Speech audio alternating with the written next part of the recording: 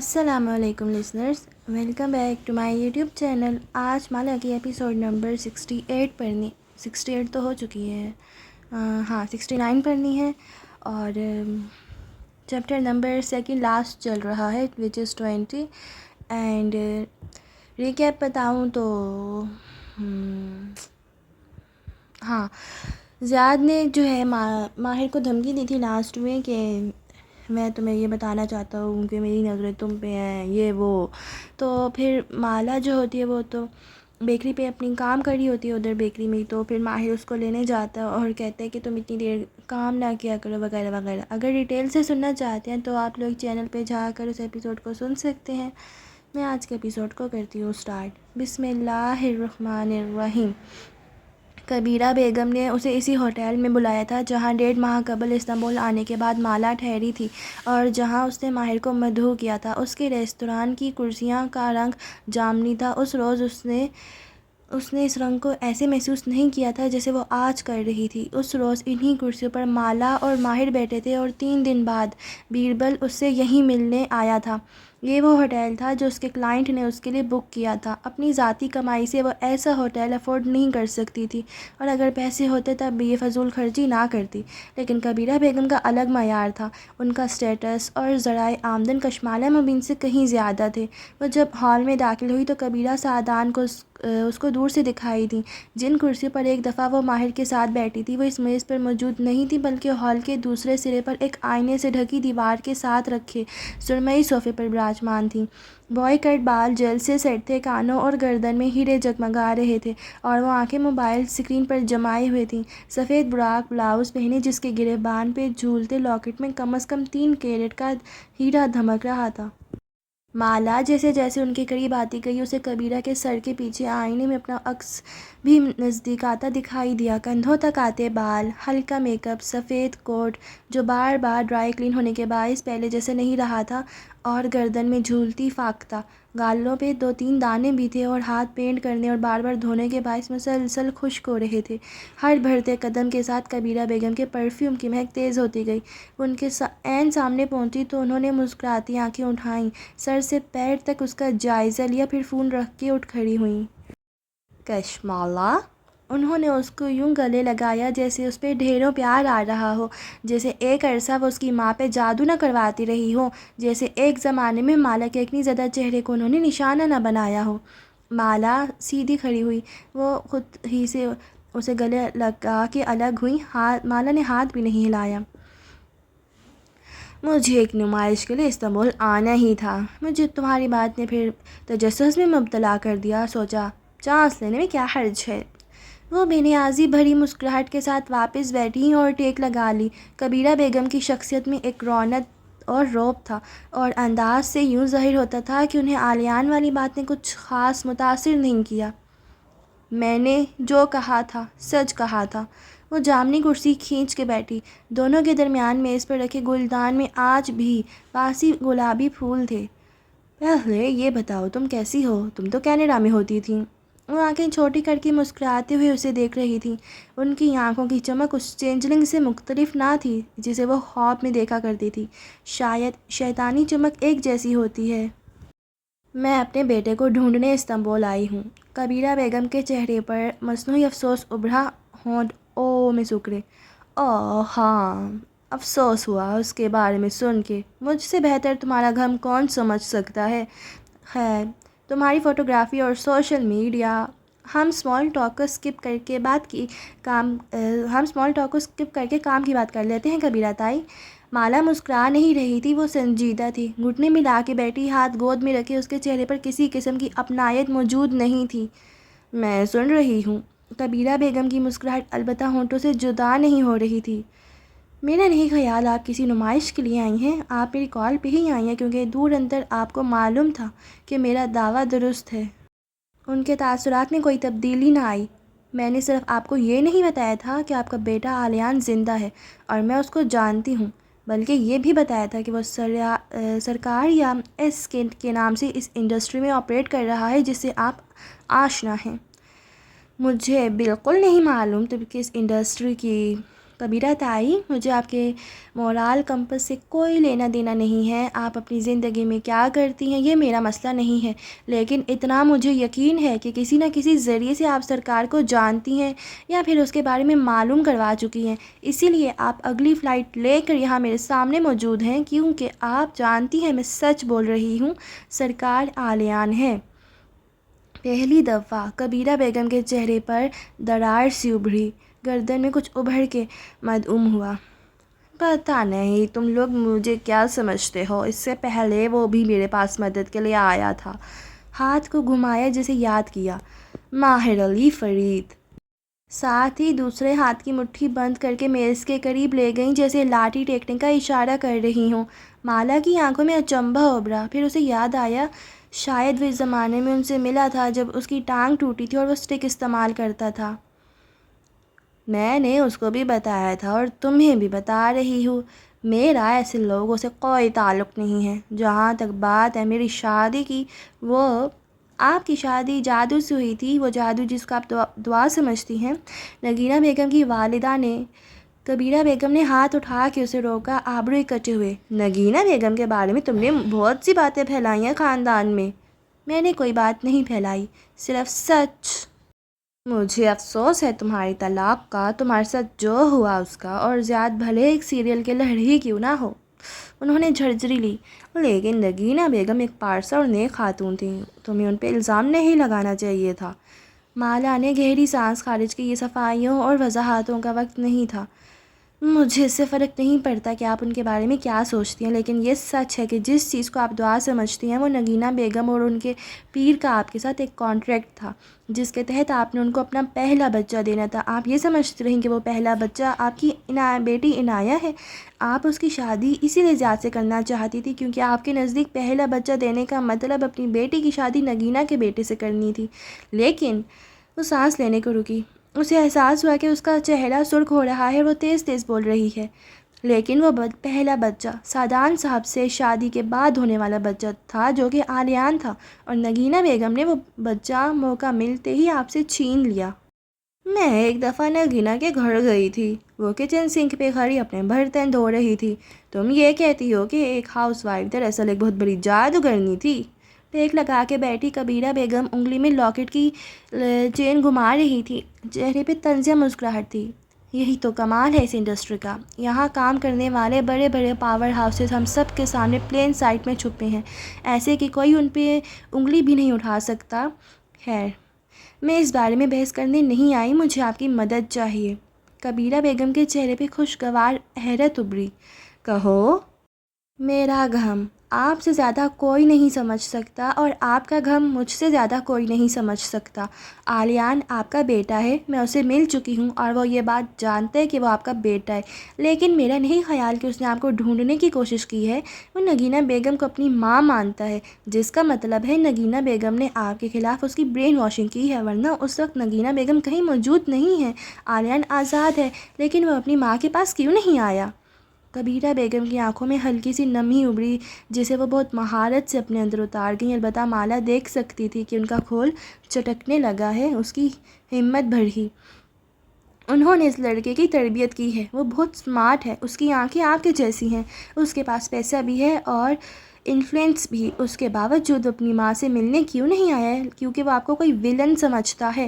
یقیناً نگینہ بیگم نے اس کو آزاد کرنے سے پہلے اس کے ذہن پہ قبضہ کر لیا تھا.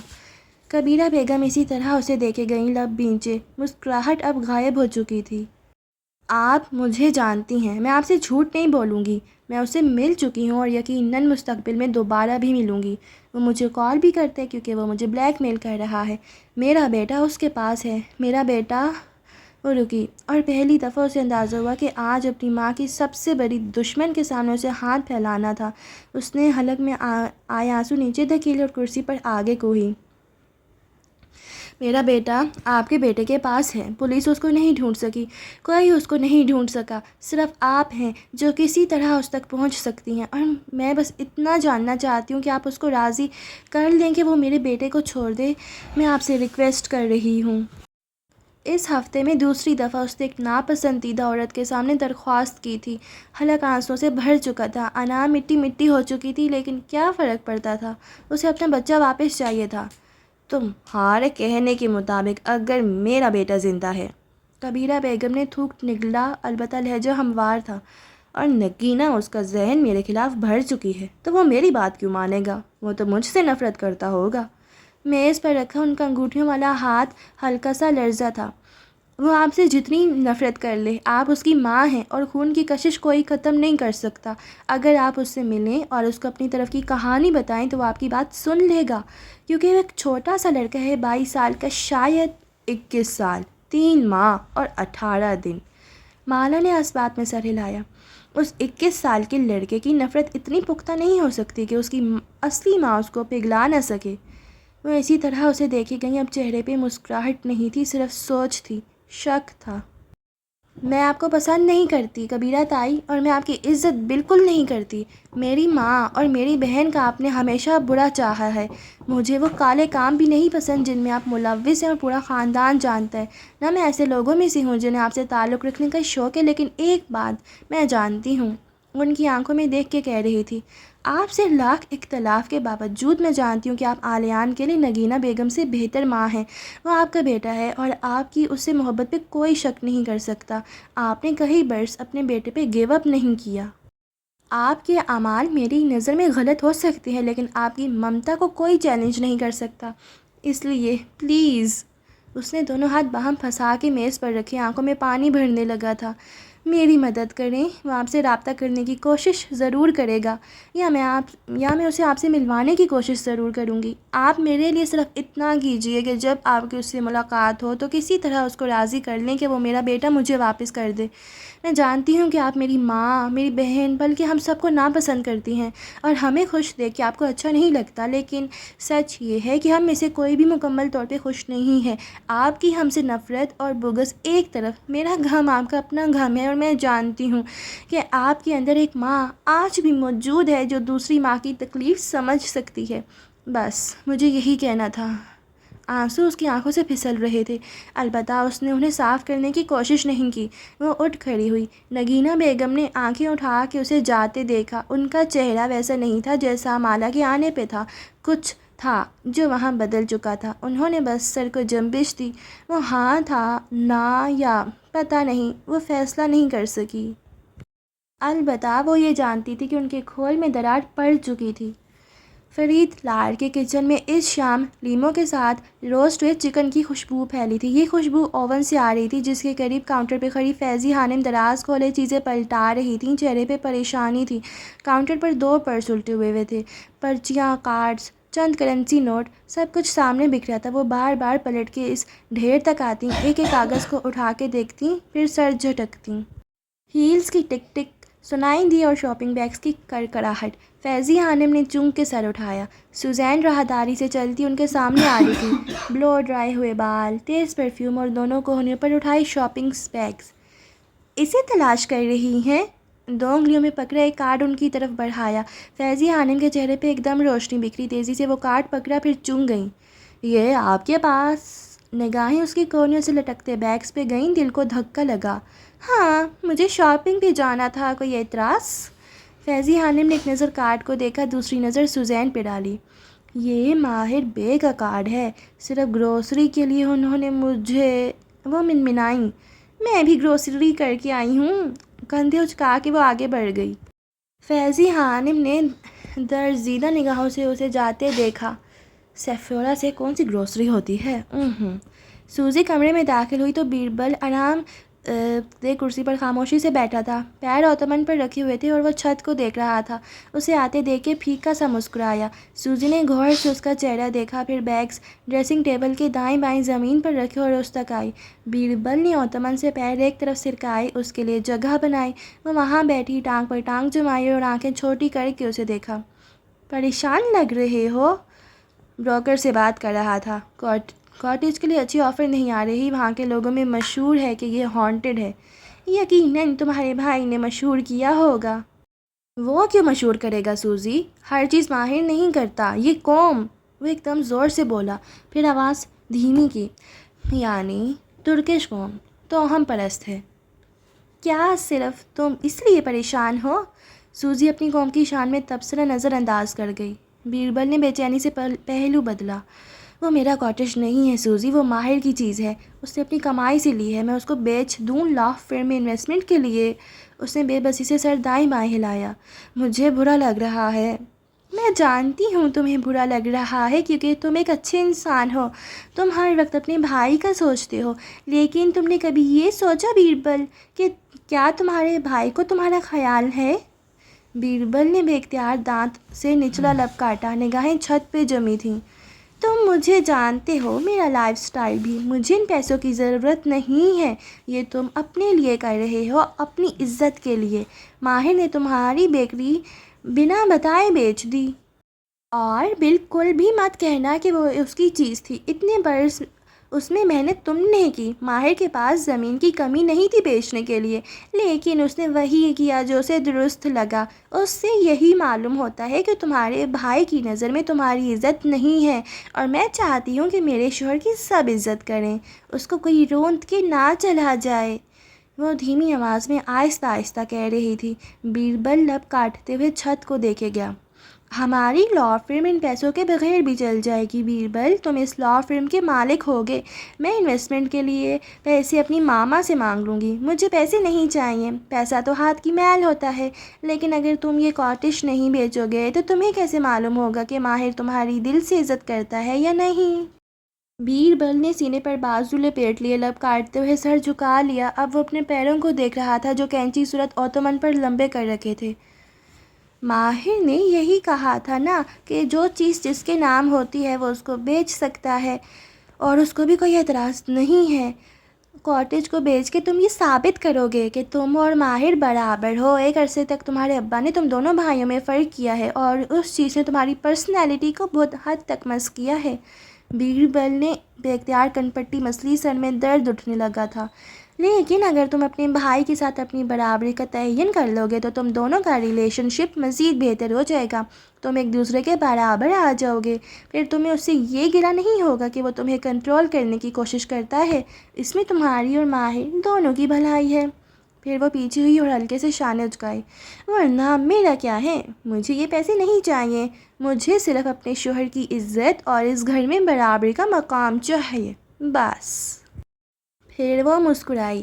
اچھا اب اپنا منہ ٹھیک کرو، میں دکھاتی ہوں میں کون سے ڈریسز لائی ہوں، بلکہ پہن کے دکھاتی ہوں۔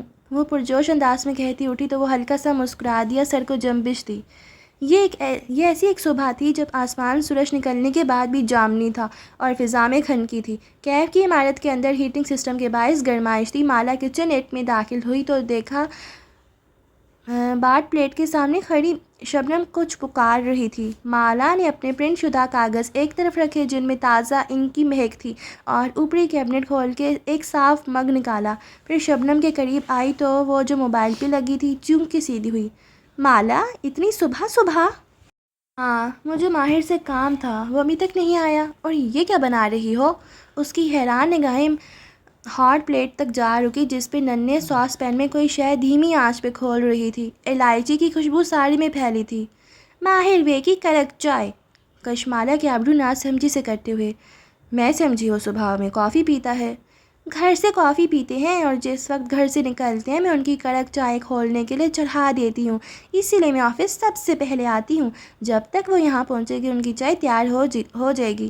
جس دن میں لیٹ آئی اس دن وہ مجھے دروازہ دکھا دیں گے۔ شبنم سر جھکائے موبائل پہ تیز تیز بٹن دبا رہی تھی۔ خالی مگ پکڑے مالا نے جھرجھری لی۔ کتنا مشکل ہے اتنا ہائی مینٹیننس باس۔ شبنم نے اینک کے پیچھے سے گھور کے اسے دیکھا۔ نہ صرف ہائی مینٹیننس بلکہ سائیکوپیتھ بھی۔ مالا بے اختیار ہنس دی۔ شبنم کا فون تھر تھرانے لگا تو اس نے بے چارگی سے چہرہ اٹھایا۔ وہ مجھے کال کر رہا ہے۔ کون؟ تمہارا موجودہ کرش؟ شبنم نے سادگی سے پلکیں دو تین دفعہ جھپکائیں۔ تم مجھ سے بات کرو، میں چائے بنا دوں گی۔ شبنم کی آنکھوں میں خوشگوار حیرت اتری۔ تمہیں کڑک چائے بنانی آتی ہے؟ کشمالا نے کندھے اچکائے اور خالی مگ ایک طرف رکھا۔ میں اپنے گھر میں سب سے اچھی کڑک چائے بناتی ہوں، مجھے میری ماں نے سکھائی تھی، اپنے لیے بھی بنا لوں گی۔ جاؤ تم۔ اسے تسلی دے کر اس نے ایک بڑا ساس پین نکالا۔ شبنم کا چہرہ کھل اٹھا۔ ایک ہی سانس میں کئی دفعہ تھینک یو کہہ کے وہ تیزی سے ایک طرف بھاگی۔ اچھا ہے شبنم اس شخص سے بات کر لے، چند دن بعد اس نے بلاک ہی ہونا ہے۔ چائے دو، مگز میں انڈیل کے اس نے دونوں کو ہاتھوں میں پکڑ لیا۔ ٹرے نہیں رکھی، وہ کوئی اس کی سیکریٹری نہیں تھی۔ پھر دونوں مگ اٹھائے، وہ ماہر کے آفس تک آئی۔ جانتی تھی وہ آ چکا ہے، اور کوہنی سے ڈور ہینڈل گھمایا۔ دروازہ کھولا تو وہ کوٹ اتار کے اسٹینڈ پہ لٹکاتا دکھائی دیا۔ آہٹ پہ مڑا، اسے دیکھ کے مسکرایا۔ پھر دونوں مگ دیکھے تو آنکھوں میں تعجب اترا۔ شبنم کہاں ہے؟ تمہیں بھی گڈ مارننگ۔ وہ مسکرا کے آگے آئی تو وہ جلدی سے بولا، صبح بخیر۔ وہ اس کے بیٹھنے سے پہلے ہی دونوں مگز جگہ پر رکھ کے اپنی کرسی سنبھال چکی تھی۔ ٹانگ پر ٹانگ جما لی اور بازو کے نیچے پکڑا کاغذ میز پر رکھ دیا۔ ماہر نے کھڑے کھڑے اپنا مگ اٹھایا، ایک گھونٹ بھرا۔ تاثرات نہیں بدلے۔ مگ نیچے رکھا اور بس سادگی سے اتنا پوچھا، یہ شبنم نے بنائی ہے؟ مالا نے اسی مسکراہٹ کے ساتھ نفی میں سر ہلایا۔ اس کی کوئی فیملی ایمرجنسی ہو گئی تھی، اس لیے میں بنا لائی۔ وہ گہری سانس لے کر کرسی پر بیٹھا۔ تاثرات ابھی تک نہیں بدلے تھے۔ مالا نے بغور اسے دیکھا۔ ٹھیک بنی ہے؟ It's perfect. وہ ہلکا سا مسکرایا تو وہ بھی مسکرا دی۔ ظاہر ہے وہ خاندان میں سب سے اچھی کڑک چائے بناتی تھی۔ صبح صبح اپنی بیکری کو چھوڑ کے آپ نے کیف کو کی رونق بخشی؟ ٹیک لگائے ہاتھوں کی انگلیاں باہم پھنسائے وہ اسی مسکراہٹ سے پوچھ رہا تھا۔ ہماری رینوویشن مکمل ہونے والی ہے اور پرسوں سے ہم بیکری کو اوپن کریں گے۔ میں نے مینیو میں تبدیلی کی ہے اور ایک نیا پیسٹری شیف ہائر کیا ہے۔ اور یقیناً اس پیسٹری شیف کی تنخواہ بھی تمہارا انویسٹر دے گا۔ ماہر فرید کے حلق میں کرواہٹ سی گھل گئی۔ نہ صرف تنخواہیں مگر رینوویشن کا سارا خرچہ بھی وہ اٹھا رہا ہے۔ ماہر نے آنکھوں کی پتلیاں سکوڑ کے بغور اسے دیکھا۔ تمہیں کس نے ملوایا ہے انویسٹر سے؟ یہ آئیڈیا مالک فرید کا تھا۔ ماہر نے اوہ کہہ کے سمجھنے والے انداز میں سر ہلایا۔ آف کورس، میں جانتا تھا کہ یقیناً مالک نے ہی اپنے کانٹیکٹس استعمال کر کے کچھ کیا ہوگا، لیکن یاد رکھنا اس شہر کے انویسٹرز بہت ہی، وہ اس شہر کے باسیوں کی شان میں کچھ غیر معذب کرنے کے لیے معذب ترین الفاظ تلاش کر رہا تھا جب کشمالہ نے مگ نیچے رکھا اور پرنٹ شدہ کاغذ ماہر کی طرف دھکیلے۔ وہ ٹھہر گیا، پھر کاغذ اٹھائے، ایک ایک کر کے انہیں پلٹایا، ان پر لے کے تمام ہند سے آنکھوں سے گزارے اور واپس مالا کو دیکھا۔ یہ کیا ہے؟ یہ وہ تمام بلز ہیں جو آپ کو ادا کرنے ہیں ماہر بے۔ وہ اسی طرح ٹیک لگائے بیٹھی مسکرا رہی تھی۔ میں تمہارے انویسٹر ہوں؟ میں؟ بے یقینی سے سینے پر انگلی رکھی مالا نے گردن اوپر نیچے ہلائی۔ مالک صاحب کا کہنا تھا کہ تم سے اچھا انویسٹر مجھے کبھی نہیں ملے گا کیونکہ تم نے ہی مجھے اس بیکری میں پھنسایا ہے۔ اس کے ماتھے پر بل پڑے، مٹھیاں ضبط سے بھینچ لیں۔ اور میں کیوں انویسٹمنٹ کروں گا اس بیکری میں؟ تم انویسٹمنٹ کیوں نہیں کرو گے؟ مالا، وہ سنجیدہ تھا، میں یہ بلز ادا نہیں کروں گا۔ تم مجھ سے پوچھے بغیر یہ ساری خریداری اور رینوویشن نہیں کروا سکتی ہیں، ایسے دنیا میں کہاں ہوتا ہے؟ ایک ڈونٹ اور کافی کے بدلے میں اس دنیا میں کوئی کسی کو بیکری بھی نہیں دیتا ماہر بے۔ ماہر نے کھفکی سے لب بھینچ لیے، چند لمحے اسے گھورتا رہا۔ میں بالکل بھی یہ بلز ادا نہیں کر رہا۔ کشمالہ مبین نے مسکرا کے کندھے اچکائے۔ سوچ لو، 535 لیرہ میں جو بیکری مجھے ملی ہے وہ 600 لیرہ میں سوزی اور بیربل کو فروخت بھی کر سکتی ہوں، میرا کیا جائے گا؟ بلکہ انگلیوں پہ گنا 65 لیرہ کا منافع ہی ہوگا۔ اب تم مجھے بتاؤ کہ تم کیا چاہتے ہو؟ اس نے سادگی سے پلکیں جھپکائیں۔ میں یہ بیکری انہیں آگے بیچ دوں یا تم انویسٹمنٹ کرو گے؟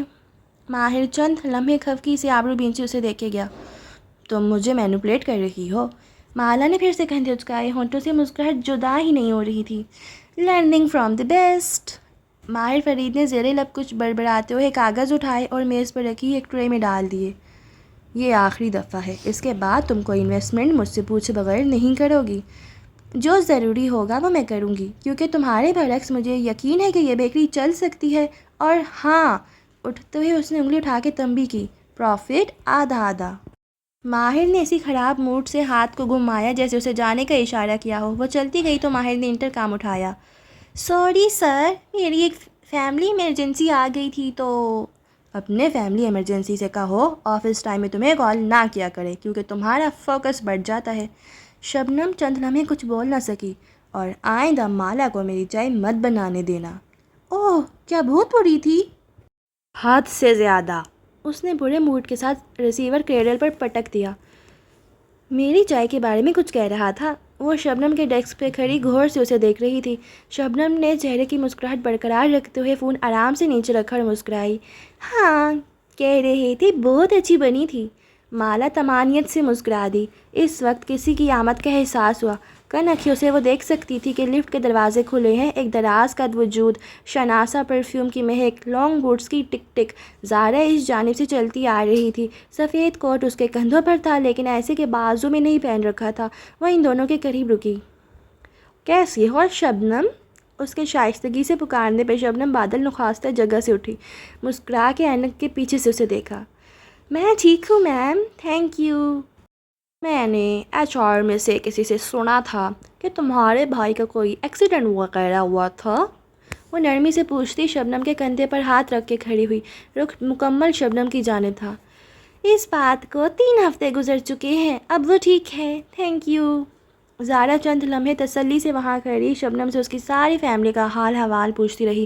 اس نے ایک دفعہ بھی مالا کو نہیں دیکھا۔ اسے اپنا آپ وہاں غیر ضروری اور بے وقت سا لگنے لگا، لیکن ایک دم سے پلٹ کے آ جانا بد تہذیبی شمار ہوتا تھا۔ وہ بادل نخواستہ تب تک کھڑی رہی جب تک زارا شبنم کا گال تھپک کے آگے ماہر کے آفس کی طرف نہ بڑھ گئی۔ مجھے زارینہ خانم سے یہ ہائی اسکول کی مین گرلز والی حرکت کی توقع نہیں تھی۔ شبنم کو اب غصہ آ رہا تھا۔ وہ مالا کا بجھا ہوا چہرہ دیکھ سکتی تھی۔ چونکہ میں ہائی اسکول میں نہیں ہوں اس لیے مجھے فرق نہیں پڑتا شبنم۔ وہ زبردستی مسکرائی اور کندھے اچکا دیے، پھر اپنے ڈیسک کی طرف پلٹ آئی۔ سوچا تھا سکون سے بیٹھ کے کچھ حساب کتاب کر لے گی، کیونکہ بیکری میں ورکرز کی اٹھک پھٹک اور شور میں وہ کام نہیں کر سکتی تھی، لیکن دل زارا کی اس حرکت سے عجیب سا ہو گیا تھا۔ کن اکھیوں سے وہ دیکھ سکتی تھی کہ وہ ماہر کے آفس کی طرف گئی ہے اور ابھی تک باہر نہیں نکلی۔ وہ ہمیشہ اس کی زندگی میں موجود رہے گی، کسی سائے کی طرح۔ ماہر کی کال آ رہی تھی۔ اس نے ایئرپورٹس کانوں میں گھسائے۔ تم اس وقت کیوں جاگ رہی ہو؟ نیند نہیں آ رہی تھی، سوچا تمہیں کال کر لوں۔ پھر ماہر کی آواز سنجیدہ ہوئی۔ تم ٹھیک ہو؟ تمہاری آواز بھیگی ہوئی لگ رہی ہے۔ ہاں ٹھیک ہوں، آفس میں ہوں۔ ناک سے گیلی سانس اندر کھینچی۔ اور بیکری کا کیا بنا؟ اس کو سیٹ کر رہی ہوں تاکہ میرے جانے تک وہ ٹھیک سے چل پڑے۔ یعنی تم واپس آؤ گی نا مالا؟ ماہر کی آواز میں تشویش تھی۔ ظاہر ہے میں واپس آؤں گی، وینکوور میں میرا گھر ہے، تم ہو، مجھے آنا ہی ہے۔ تم نے ماہر کو بتایا؟ زارا کی اصلیت؟ مالا نے نفی میں سر ہلایا، گو کہ ماہی اسے نہیں دیکھ سکتی تھی۔ کیا مجھے بتانا چاہیے تھا؟ اس نے گردن موڑ کے ماہر کے بند دروازے کی طرف دیکھا۔ نہ جانے وہ دونوں اس کے پیچھے کیا بات کر رہے تھے۔ زارا جانتی ہے کہ میں اس کی حقیقت جانتی ہوں اور وہ تب سے میرے ساتھ بری طریقے سے بیہیو کر رہی ہے۔ پتہ نہیں وہ مجھ سے کیا چاہتی ہے۔ دیکھو مالا، میں جو بات کہوں گی وہ پریکٹیکل بھی ہوگی اور سچ بھی۔ ماہی بالکل سنجیدہ تھی۔ زارا، ماہر فرید کا مسئلہ ہے، تمہارا نہیں، اور میں ماہر کو بہت پسند کرتی ہوں۔ ہماری ایک ہسٹری رہی ہے، بہت مشکل موقع پہ وہ میرے کام آیا ہے۔ میں دل سے اس کی عزت کرتی ہوں، لیکن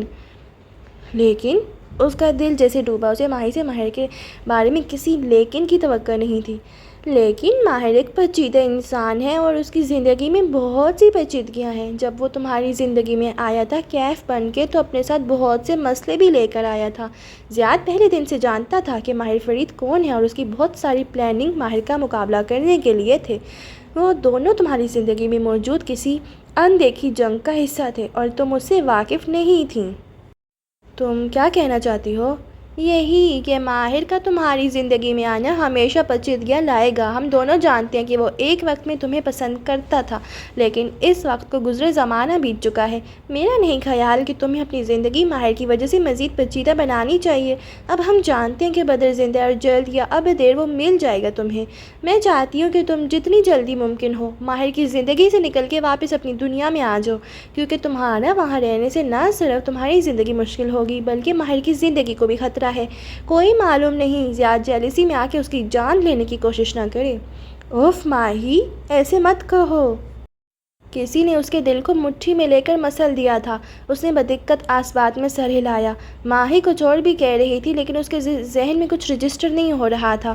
فون بند کرنے کے بعد وہ کتنی ہی دیر گم سم بیٹھی لیپ ٹاپ اسکرین کو دیکھتی رہی، یہاں تک کہ شبنم اس کے پیچھے کھنکاری تو اس نے چونک کے گردن اٹھائی، پھر سر جھٹکا۔ وہ تھکان زدہ لگ رہی تھی۔ کرمزی بلڈنگ والا کام کہاں تک پہنچا؟ شبنم کی نگاہیں اس کی اسکرین تک اٹھیں، پھر وہ چونک گئی۔ وہاں کھلی ویب سائٹ پر نظر پڑتے ہی اس نے بے اختیار مالا کو دیکھا۔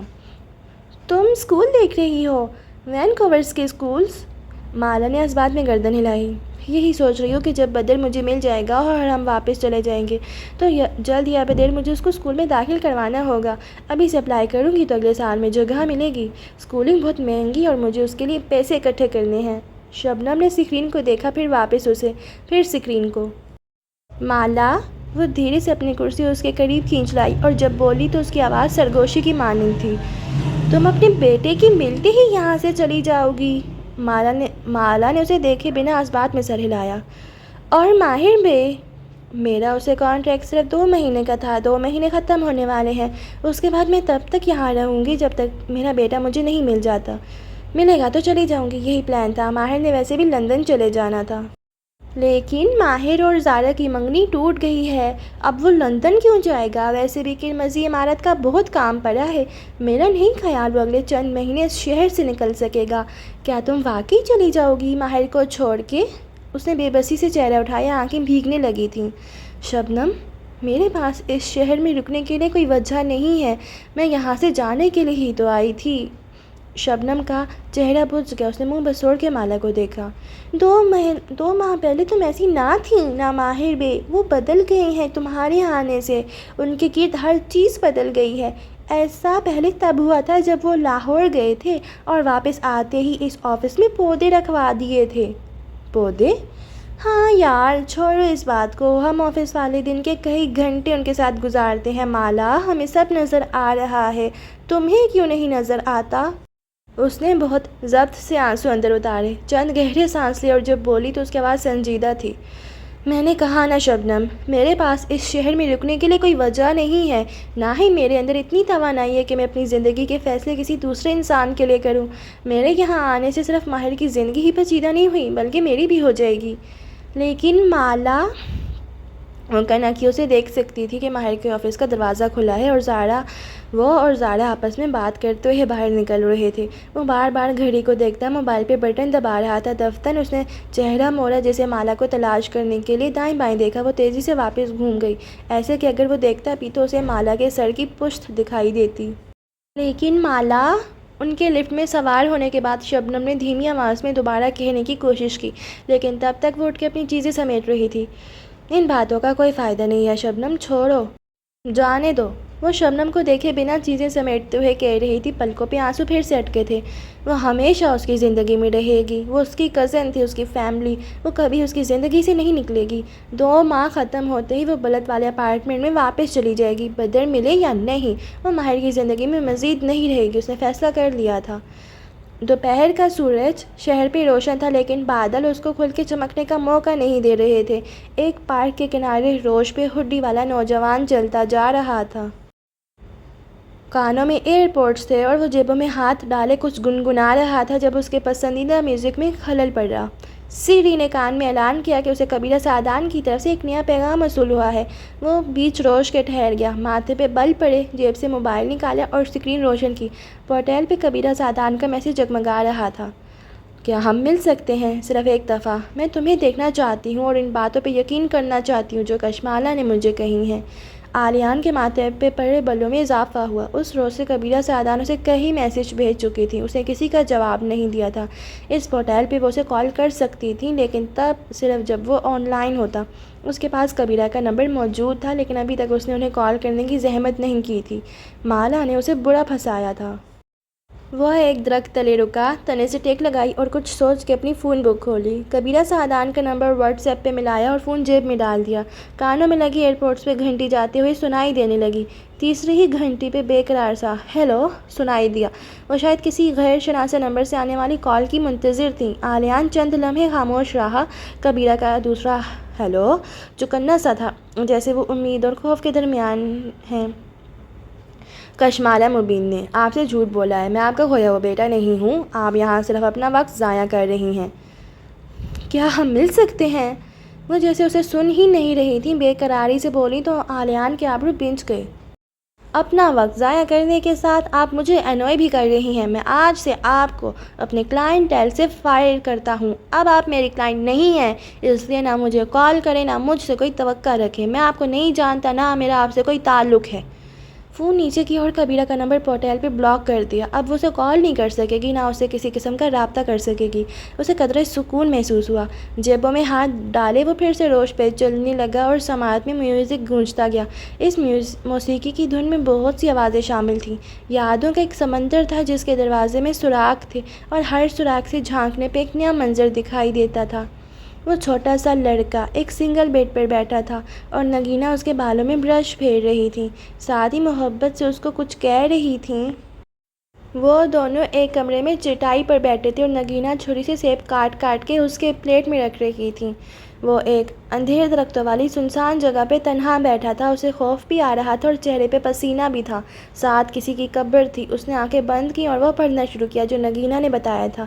دھیرے دھیرے اس کا خوف جاتا رہا۔ وہ ویل چیئر پہ تھیں اور کچھ کہہ رہی تھیں اور وہ لڑکا جس کا قد اب دراز ہو چکا تھا ان کی ویل چیئر دھکیلتے ہوئے ادب سے سن رہا تھا۔ میری ایک ہی ماں تھی کبیرہ سعدان، اور اسے زیاد سلطان نے مار دیا تھا۔ تم اب مجھے کلیم نہیں کر سکتی۔ وہ موسیقی سنتے ہوئے تیز تیز چلتا خود سے بڑبڑا رہا تھا۔ زارا کا ارادہ کیف سے اپنا باقی ماندہ سامان لینے کا تھا، لیکن مالا کو دیکھ کے اس نے ارادہ بدل دیا۔ وہ چاہتی تھی کہ مالا اسے اور ماہر کو ایک ساتھ باہر نکلتے دیکھے، سو وہ ماہر کے ساتھ ہسپتال آ گئی۔ کچھ دیر وہ وہاں بیٹھی دوا کو قطرہ قطرہ مالک فرید کے اندر انڈیلتے دیکھتی رہی، پھر ماہر سے اجازت طلب کر کے واپس کیف کی طرف روانہ ہو گئی۔ ہسپتال کیف سے زیادہ دور نہیں تھا، چند منٹ کی ڈرائیو تھی۔ ماہر نے البتہ کہا تھا کہ وہ لنچ بریک تک وہیں رہے گا۔ وہ مالک کو تنہا نہیں چھوڑنا چاہتا تھا۔ بیربل نہیں آیا؟ سورج کی روشنی میں نہائے ویٹنگ روم میں بیٹھے ماہر نے گردن موڑ کے پیچھے کھڑے عمار کو دیکھا جو فوراً قریب چلا آیا۔ وہ تب آتا ہے جب آپ یہاں نہیں ہوتے، عمار جھجکا، پھر اضافہ کیا۔ وہ مجھ سے پہلے کنفرم کر لیتے ہیں۔ اچھی بات ہے، وہ تلخی سے کہہ کے سامنے دیکھنے لگا۔ عمار بھی کین کی کرسی کھینچ کے ساتھ ہی بیٹھ گیا۔ اب خاموشی تھی، کسی مصنوعی چشمے کے گرتے پانیوں کی آواز اور مشینوں کی مدھم بپ بپ۔ وہ دونوں کتنی ہی دیر بیٹھے مالک فرید کو دیکھتے رہے، یہاں تک کہ انہوں نے اپنے بھتیجے اور وفادار ملازم کی جانب سے کروٹ موڑ لی۔ شاید انہیں لوگوں کا کسی تماشے کی طرح ان کو دیکھنا پسند نہیں تھا۔ مالک صاحب دن میں کئی دفعہ میری بے عزتی کرتے ہیں۔ کتنی دفعہ؟ جب تندرست تھے تو 5 دفعہ، بیماری کے بعد 2 دفعہ۔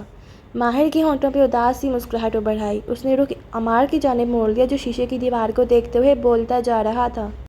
شروع میں سوچتا تھا کہ اتنے تلخ باس کے ساتھ گزارا کون کر سکتا ہے۔ پہلے لگتا تھا شاید انہیں کوئی ڈپریشن ہے، پھر سمجھ آئی کہ یہ تو ان کی شخصیت ہے، کوکونٹ جیسی۔ ماہر ٹانگ پہ ٹانگ جمائے بیٹھا، گال تلے انگلیاں رکھے دلچسپی سے اسے سنے گیا۔ اب میں ان کی 5 وقت کی بے عزتی مس کرتا ہوں۔ جس دن صرف ایک دفعہ ڈانٹیں تو جان لیتا ہوں کہ آج وہ بالکل ٹھیک نہیں ہے۔ ہم اپنی پوری کوشش کر رہے ہیں عمار، مالک ٹھیک ہو جائے گا۔ اس ہال میں 15 مریض ہیں ماہر بے، آدھوں کو اصل دوا لگی ہے اور آدھوں کو پلیسیبو لگایا جا رہا ہے۔ عمار نے اب کے ماہر کو دیکھا تو اس کی آنکھوں میں بے بسی بھی تھی اور دبا دبا غصہ بھی۔ ماہر خاموشی سے اسے دیکھے گیا۔ ہم نے مالک صاحب کی زندگی کو 50-50 کے چانس پہ چھوڑ دیا۔ ہمیں چانس نہیں لینا چاہیے تھا، ہمیں کچھ کرنا چاہیے تھا۔ یہ کلینکل ٹرائل ان کی آخری امید تھی۔ کیا میں تمہیں چیزیں چانس پہ چھوڑنے والا انسان لگتا ہوں عمار؟ عمار ایک لمحے کے لیے سانس نہ لے سکا۔ چونکہ دور مالک کو لگے آئے ہوئے بیگ کو دیکھا، پھر ساتھ سے گزرتے نرسز کو۔ اگلے ہی پل جیسے ذہن نے سارا معاملہ بھانپ لیا۔ واقعی؟ وہ قدرے جوش سا اونچا سا بولا، پھر دائیں بائیں دیکھا اور آواز دھیمی کی، چہرہ ماہر کے قریب کیا۔ کیا آپ نے ہینڈل کر لیا؟ جوش سے اس کی آواز cup cup I. Of course, ماہر نے سر کو جنبش دی۔ عمار کے چہرے پہ سرخی سی دوڑ گئی، مٹھیاں بھینچ لی جیسے وہ بدقت ضبط کر رہا تھا۔ شاید دوا اثر کر جائے، پھر اس کے چہرے پہ کچھ بجھا، یا شاید اثر نہ کرے۔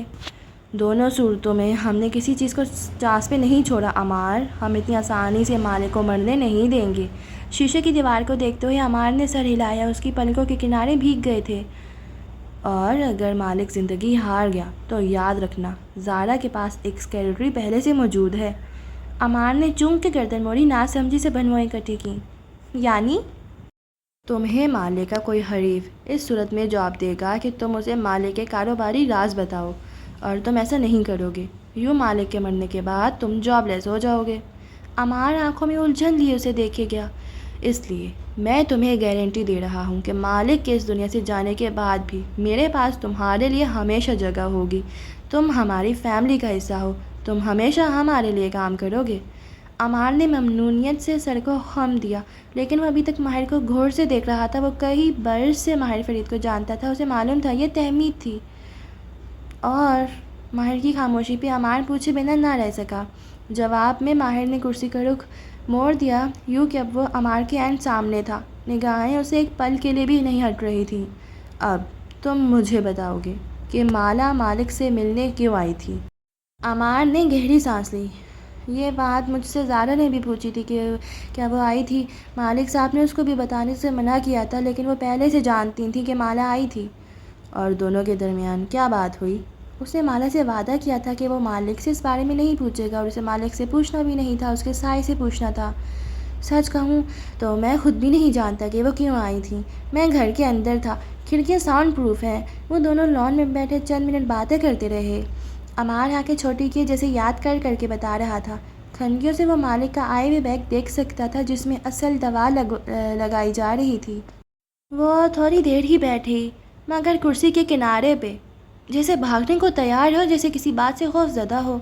کیا کوئی اس کا تعاقب کر رہا تھا؟ نہیں، یعنی جیسے مالک صاحب سے خوف زدہ ہو، اس لیے اس نے جلدی جلدی اپنی بات کہی۔ مالک صاحب زیادہ نہیں بولے، بس اس کو سنتے رہے۔ پھر وہ تیزی سے اندر کی طرف آئی، مجھے دیکھا بھی نہیں مڑ کے، جیسے ڈر گئی ہو، اور تقریباً بھاگتے ہوئے گھر سے نکل گئی۔ بس یہی ہوا تھا۔ مالک بے نے مجھے نہیں بتایا کہ وہ کیوں آئی تھی۔ اس نے ماہر کو وہی بتایا جو وہ جانتا تھا، جو اس نے زارا کو بھی بتایا تھا۔ اس کے بعد کیا ہوا؟ ماہر غور سے اسے دیکھ رہا تھا۔ بعد میں؟ عمار نے چونک کے اسے دیکھا۔ بعد میں یعنی؟ مالا کی بات سننے کے بعد مالک نے پہلا کام کیا کیا تھا؟ عمار بالکل ٹھہر گیا۔ انہوں نے مجھے بلایا تھا۔ وہ رک گیا، اس کی زبان ہکلا گئی۔ ماہر بنا پلک جھپکے اسے دیکھ رہا تھا۔ عمار نے ایک نظر شیشے کی دیوار کو دیکھا، آئے ہوئے بیگ کو، اور پھر ماہر کو۔ ماہر بے، بولتے رہو عمار، میں نے کہا نا، تم ہمیشہ ہماری فیملی کے ساتھ رہو گے۔ عمار نے قدرے تعامل سے لفظ جوڑے۔ وہ مجھ سے اس رقم کے بارے میں پوچھ رہے تھے جو زارا ہر مہینے نکلواتی رہی ہے۔ ماہر ایک دم سیدھا ہوا، ٹانگ سے ٹانگ ہٹائی، آنکھوں میں نہ سمجھی تھی۔ کون سی رقم؟ زارا کمپنی اکاؤنٹ سے ہر مہینے ایک مخصوص رقم پچھلے چند ماہ سے نکلوا رہی ہیں۔ مجھے سی ایف او نے انفارم کیا تھا، تو میں نے مالک صاحب کو 2-3 دفعہ آگاہ کیا، کیونکہ مجھے فائنینشیل رپورٹس بھی دیکھنی ہوتی ہیں۔ آڈٹ کے دوران سی ایف او نے زارا سے پوچھا بھی تھا کہ وہ رقم کہاں گئی، اور انہوں نے کہا کہ اس رقم سے انہوں نے بیگز لیے تھے، ان کے پاس تمام رسیدیں تھیں، یہ ان کا پرسنل ایکسپنس تھا، اور آپ سب کزنز ایسے ایکسپنسز کرتے ہیں، سو یہ اتنی بڑی بات نہیں تھی۔ پھر تم نے یہ بات بار بار مالک کو کیوں بتائی؟ زارا پیسے لے سکتی ہے، اس میں کیا مسئلہ ہے؟ کیونکہ وہ رکا، خشک لبوں پہ زبان پھیری۔ کیونکہ وہ اکثر ملک سے جاتے ہوئے اپنے اپارٹمنٹ کی چابیاں مجھے دے جاتی ہیں سیکیورٹی کے لیے۔ اور وہ بیگز ان کے اپارٹمنٹ میں نہیں تھے۔ انہوں نے تمام رسیدیں ہمیں دکھائی تھی، لیکن بیگز کہاں گئے؟ وہ بہت قیمتی بیگز ہیں، ہزاروں پاؤنڈز کے۔ ان کے اپارٹمنٹ میں صرف ان کے 8 بیگز ہیں جن کی حفاظت کے لیے وہ مجھے ہمیشہ کہتی ہے، مگر میں نے نئے بیگز کبھی نہیں دیکھے۔ ماہر کا دماغ تیزی سے کام کر رہا تھا۔ آلیان نے مالا کو کچھ بتایا تھا جو اس نے مالک کو بتایا۔ زارا کمپنی سے پیسے لے رہی ہے، یہ بات آلیان کو کیسے معلوم ہوئی؟ اور اگر ہوئی بھی تو یہ ایسی بات نہیں تھی کہ مالا اسے یوں چھپاتی یا مالک سے کہنے سے ڈرتی۔ کتنی رقم تھی؟ عمار نے رقم بتائی، پھر جھجکا۔ مجھے حیرت ہے کہ آپ نے ابھی تک نوٹس نہیں کیا۔ نہیں، مجھے بھی سی ایف او نے کہا تھا، لیکن اس کے پرسنل ایکسپنسز تھے، وہ کر سکتی ہے یہ، اس میں سے کوئی بات نہیں تھی۔ وہ سوچ سوچ کے کہہ رہا تھا۔ یہ معاملہ کب سے شروع ہوا تھا؟ آپ کی منگنی سے چند مہینے پہلے سے۔ وہ رقم ہمیشہ ایک راؤنڈ فگر ہوتا ہے، ایک ہی اماؤنٹ ہر مہینے، ایک ہی تاریخ پہ، اور وہ کیش لیتی ہیں ایسے جیسے کسی چیز کی قسط ادا کرنی ہو، یا عمار رک گیا، یا جیسے کسی کو ریٹینر پہ ہائر کر رکھا ہو۔ ماہر بڑبڑایا، پرسوچ نگاہیں سن روم کے سرسبز گملوں پہ جمی تھیں۔ قریبی کاؤچ پہ ایک بوڑھے میاں بیوی آ کے بیٹھ چکے تھے، ان کی کم سم بچی یہاں داخل ہوئی تھی۔ مالا اور مالے کی ملاقات کے بعد مزید کیا ہوا؟ عمار نے کندھے اچکائے۔ کچھ غیر معمولی نہیں ہوا، بس اس رات زارا آئی تھی۔ میں نہیں جانتا کہ مالک صاحب کی اسے کیا بات ہوئی، لیکن وہ واپس جاتے ہوئے رو رہی تھی یا شاید ان کے آپس میں کوئی لڑائی۔ وہ رک گیا، کہتے کہتے چونکا جیسے کچھ یاد آیا ہو۔ اور ہاں، مالک صاحب نے مجھ سے عالیان کے بارے میں پوچھا تھا۔ ماہر نے گردن اتنی تیزی سے موڑی کہ ہڈی کے چٹکنے کی آواز آئی۔ عالیان؟ جی، مالا کے جانے کے بعد مالک صاحب نے مجھ سے پوچھا تھا کہ میں کیا کسی عالیان کو جانتا ہوں۔ دراصل عالیان ایک بچہ تھا جو کھو گیا تھا، اور میں جانتا ہوں وہ کون ہے۔ تم اسے کیسے جانتے ہو؟ زارا اسے ڈھونڈ رہی تھی نا۔ چند ماہ پہلے ہی زارا نے مجھ سے عالیان کو تلاش کرنے کے لیے کہا تھا۔ میں نے بہت تلاش کیا، ایک پرائیویٹ ڈیٹیکٹیو بھی ہائر کیا، لیکن بہت سے پیسہ خرچ کرنے کے بعد بھی وہ نہیں ملا۔ پھر زارا نے خود ہی مجھے اسے تلاش کرنے سے روک دیا۔ سن روم میں اب خاموشی تھی۔ ارد گرد لوگوں کے ہونٹ ہلتے دکھائی دے رہے تھے، لیکن عمار کے سوا سب کی آوازیں بند ہو چکی تھیں۔ وہ رقم زارا نے عالیان کی تلاش ختم کرنے کے بعد نکلوانی شروع کی تھی یا پہلے؟ عمار کے آبرو سوچنے والے انداز میں کرتے ہوئے ایک لمحے کے لیے دماغ میں حساب کیا۔ بعد میں، بالکل، میں کلیئر ہوں، بعد میں۔ پھر اس نے شیشے کی دیوار کو دیکھا اور دوبارہ ماہر کو۔ ماہر بے، یہ باتیں کوئی اتنا بڑا راز نہیں تھی جو میں آپ کو نہ بتاتا۔ ان کو بتانے کا مقصد مالک صاحب سے بددیانتی۔ وہ کچھ کہہ رہا تھا اپنی صفائی میں، اپنے اخلاقیات کے بارے میں، لیکن ماہر نہیں سن رہا تھا۔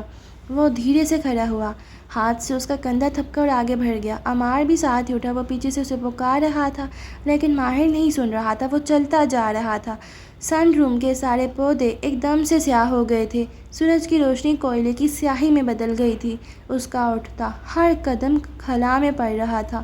ذہن شل تھا، آنکھیں جھپک رہی تھی یا نہیں اس کو نہیں معلوم تھا۔ بس وہ چلتا رہا۔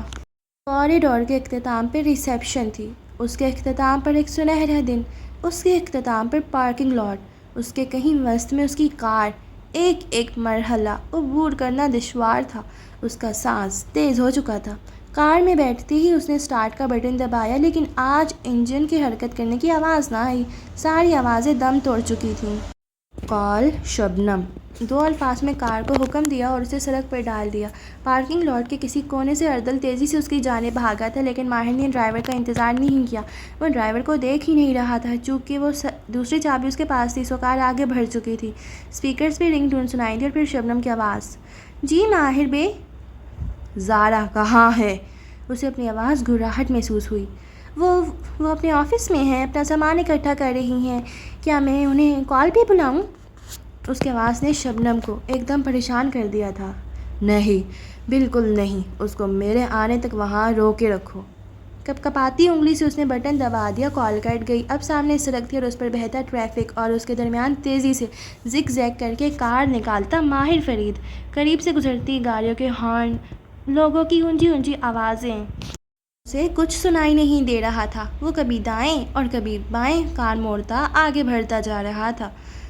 ہسپتال سے کیف کی عمارت کا سفر اتنا لمبا تھا اسے یاد نہیں۔ درمیان میں کتنی دفعہ اسے ہارن پڑے اور کتنے لوگ کار کے آگے آتے آتے بچے، وہ گنتی نہیں رکھ پایا۔ دماغ میں سرخ دھواں سا چڑھا تھا، ایسا دھواں جو اس وقت غالب آتا تھا جب گھوڑے کے مجسمے کے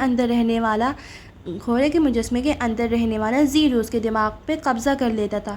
برسوں بعد اسے اپنے اندر وہ ماہر فرید نظر آیا جو کسی کا سر دیوار پہ مار سکتا تھا، جو اپنی بائک کو فٹ پاتھ پہ چڑھا کے خود کو بھی ختم کر سکتا تھا۔ کار کیف کی عمارت کے باہر روکی اور دروازہ ٹھا بند کر کے وہ باہر نکلا۔ اسے اندر داخل ہوتے دیکھ کے ریسیپشنسٹ تیزی سے اٹھی۔ زارا اوپر ہے؟ وہ گھررایا تھا۔ ریسیپشنسٹ نے گھبرا کے جلدی سے اس بات میں سر ہلایا۔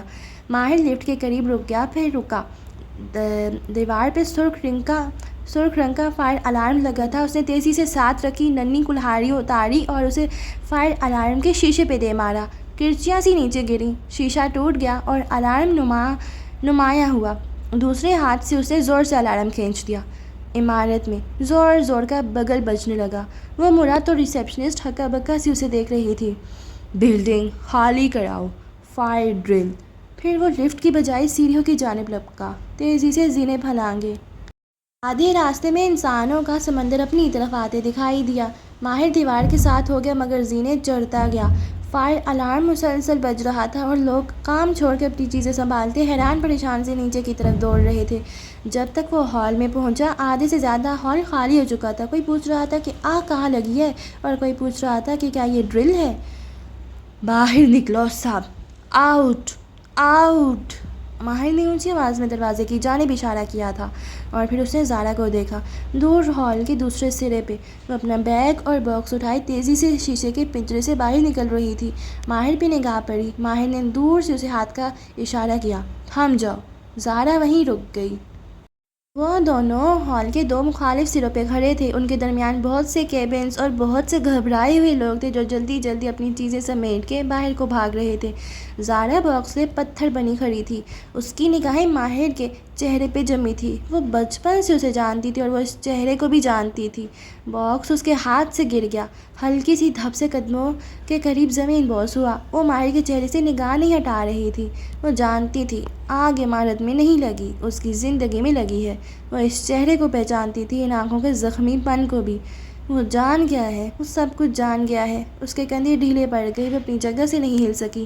ایک ایک کر کے ہر شخص نیچے بھاگ گیا۔ ہال خاموش ہو گیا۔ فائلز اور کاغذ زمین پر بکھرے رہ گئے۔ کسی کا والیٹ گرا تو کسی کا کپ، مگر ہر طرف خاموشی تھی۔ تب وہ آگے آیا، قدم قدم چلتا، زارا سے نگاہیں ہٹائے بغیر۔ وہ اس کے قریب آ رہا تھا۔ ٹائی ڈھیلی تھی اور گرم کوٹ نہیں پہن رکھا تھا۔ وہ کوٹ ہسپتال میں بھول آیا تھا۔ اس وقت کچھ بھی اہم نہیں تھا۔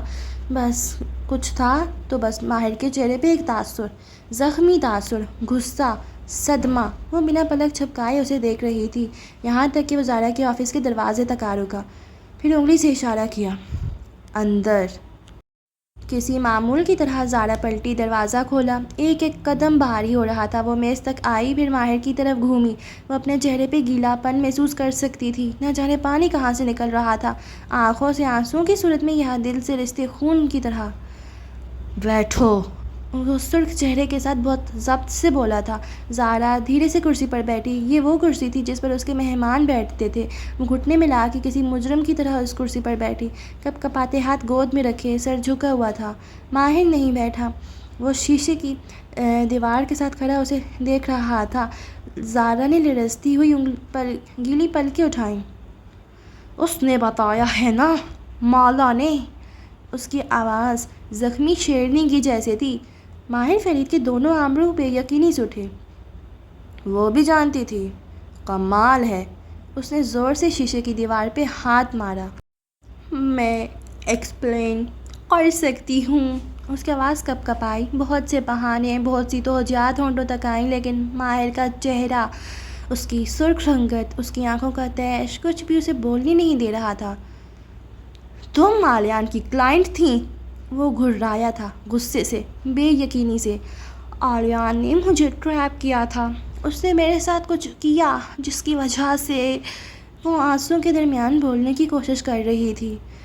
میں ساری عمر ان جادوگروں کے خلاف لڑتا رہا اور تم، میری کزن، میری فیملی، تم بھی اس کی کلائنٹ نکلی زارا۔ وہ چاہنے کے باوجود اپنی آواز کو نیچے نہ رکھ سکا۔ میں کیا کرتی؟ وہ بے اختیار رونے لگی تھی۔ میں تھک گئی تھی تمہاری اٹینشن کے لیے، تمہارے پیچھے بھاگ بھاگ کے۔